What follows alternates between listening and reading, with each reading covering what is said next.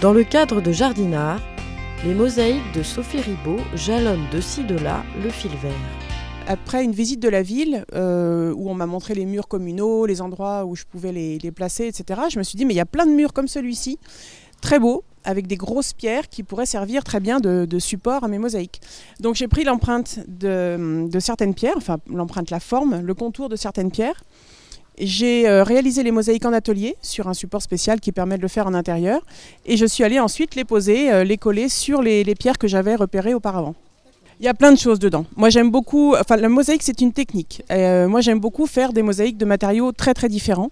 Donc pour celle-ci par exemple, on a des morceaux de terre cuite, des tout petits morceaux de vieilles vaisselles anciennes, mais on a aussi des matériaux qui ne sont pas des matériaux de récupération, des belles pattes de verre, des grosses pièces de verre que je fais moi-même dans un four, du grès cérame, voilà, on a plein, du miroir aussi, enfin on a pas mal de choses.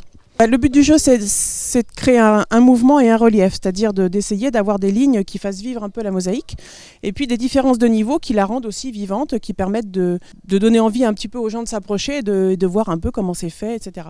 Le but, c'est pas du tout d'avoir quelque chose de complètement plan qui serait, à mon sens, un peu triste.